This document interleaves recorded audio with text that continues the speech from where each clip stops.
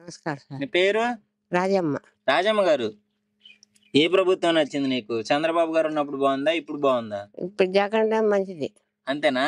ఎందుకంటారు? అవును, మాకు పెంచినాడు, మాకు మంచి ఇండ్లు ఇచ్చినాడు. ఆయనే ఇచ్చినాడా? మరి నేనే బాగా చేశా, జగన్ ఏం చేయలేదు, ప్రజల మీద రౌడీయిజం చేస్తున్నాడు అని అంటున్నారు. అదంతా మాకు తెలియదు. వేసేది ఆయనకే ఓటేస్తాం. ఆయనకే వేస్తారంటారు. అంతా ఇప్పుడు ఈయనకంటే బాగా ఇస్తా అంటున్నాడుగా. ఎవరు? చంద్రబాబు. అప్పుడు తెల్లదా ఆయనకా? ఇప్పుడు తెలుస్తున్నాడు కదా. ఉండేది చెప్తా నేను. అంటే ఆయన ఉన్నప్పుడు మాత్రం ఏం చేయలేదంటారు. ఏం లేదు కదా. ఏమీ లేదా మీకు? అవి ఇచ్చి అప్పుడు కాడ ₹2 కాడి నుంచి ఎక్కింది.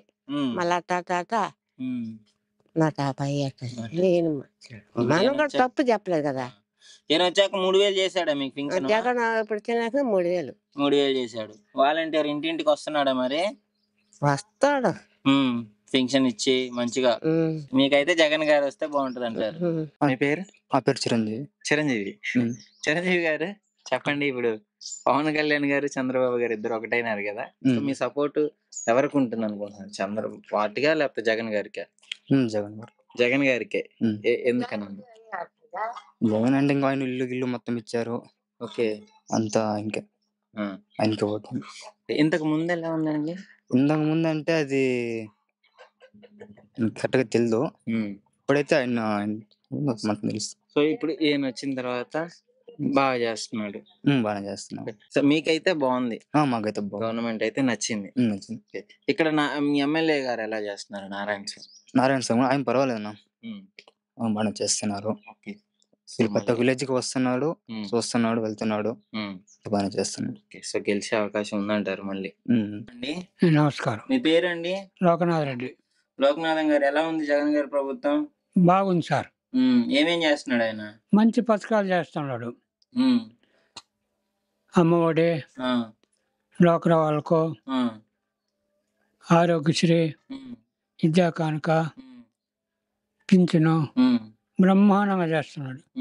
ఇంతవరకు ప్రపంచంలో ఎవరూ చేయలేదు అటువంటి కార్యక్రమం. అసలు ఈయన వచ్చిన తర్వాత రాష్ట్రం వెనక్కిపోయింది, 30 ఏళ్ళు వెనక్కిపోయింది. ఏం వెనక్కి వాళ్ళ 30 ఏళ్ళు ముందుకు వచ్చింది అంతే అంటారు. అవును. చంద్రబాబు గారేమో 30 ఏళ్ళు పోయింది, ఏం లేదు సార్, ముందుకు తెస్తా, పైకి లేపుతా అంటున్నాడు. 30 ఏళ్ళు ముందుకు వచ్చింది. చంద్రబాబు అడవిలో లక్షకోట్లు పెట్టేస్తే 60 ఏళ్ళు వెనక్కి కూర్చుంటుంది. అదే ఒక విశాఖ టౌన్ లో పెడితే ఇంప్రూవ్ అవుతుంది. రాజధాని విషయం. అవును. అడవిలో పెట్టేస్తే లక్షకోట్లు పెట్టేస్తే పోలేదు 30 ఏళ్ళు వెనక్కి. కుప్పంలో చంద్రబాబు గారు పోటీ చేయట్లేదు అని అంటున్నారు. లేదు సార్, పోటీ చేస్తే ఓడిపోతాడు. అందుకే వాళ్ళ ఆవిడ గారిని పెట్టారా? మరి వాళ్ళ ఆవిడైనా ఓడిపోతుంది, వాళ్ళ జేజనైనా ఓడిపోతాడు. ఎవరైనా ఓడిపోతారు ఈసారి. కుప్పంలో మాత్రం ఓడిపోతారు. మొత్తానికి మళ్ళీ జగన్ గారే కావాలంటారు. అవును సార్, జగన్ గారు కావాలి. సో మళ్ళీ జగన్ గారు మాత్రం సీఎం అవుతారు. చేస్తాడు. ఎందుకనండి జగన్ గారే అనుకుంటున్నారు? ఇంత ముందు చంద్రబాబు గారు ఉన్నప్పుడు మీకు ఇచ్చినాడు అప్పుడు ఆయన కూడా చంద్రబాబు ₹100 అట్టిచ్చాడా? 50 కానించి 60 కానించి 100 కానించి అట్టిచ్చినాడు. ఈయన వచ్చాక ఎంత ఇచ్చాడు? ఇప్పుడు 1000 ఇస్తాను. ఇప్పుడు 3000 ఇస్తున్నాడు. 3000 ఇస్తున్నాడు. మాకు వాలంటీర్ ఇంటికి వస్తున్నాడా? ఇప్పుడు మీరు పోలేరు కదా పింఛన్ కోసం, ఇబ్బంది కానీ వాళ్ళే వచ్చి తీసుకొచ్చి ఇస్తున్నారు. ఓకే, ఇప్పుడు వచ్చే ఎన్నికల్లో చంద్రబాబు గారిని గెలిపిస్తే నేను ఇంకా బాగా చేస్తా అని అంటున్నాడు. జగన్ కంటే బాగా చేస్తా. అప్పుడే బాగా చేస్తానని గెలుచుకునేదాకా చెప్తాడు. గెలిచిన తర్వాత ఒకసారి గోకేస్తాడు. ఆ మనిషి తప్పే చెప్తాడని చెప్పిన మాట మీద ఉండడు. ఓకే, మరి ఈయన ఉంటాడా? జగన్ గారు ఉంటాడా? ఈయనేమో చెప్పిందన్నీ జరిగినాయి. ఓకే, సో మొత్తానికి అయితే బాగుంది. మీ పేరండి? జయరామరెడ్డి. జగన్ గారు ప్రభుత్వం అయితే ఇప్పుడు జగన్ గారు ఏమో పథకాలు ఇస్తున్నారు కదా, అన్ని బాగానే చేసి ఇంటికి వస్తున్నాయి కదా. సో ఇవన్నీ చేయొద్దు అంటున్నాడు చంద్రబాబు గారు. ఆయన చెప్తాడా? వీటన్నిటిని చేయడం వల్ల ప్రజలు సోమరిపోతులు అవుతారు, వాళ్ళు పనులకి వెళ్ళరు, రాష్ట్రం అప్పులు అవుతుంది అని చెప్తున్నాడు.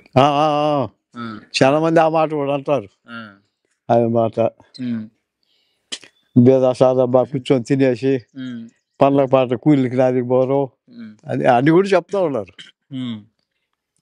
కానీ మీకైతే పర్వాలేదు మాకు.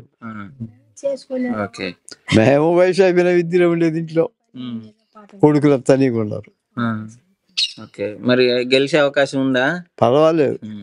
ఇక్కడ మీ ఎమ్మెల్యే గారు ఎలా చేస్తున్నారు? ఇప్పటికేం పర్వాలేబ్బా. వచ్చే ఎన్నికల్లో గెలుస్తారంటారా?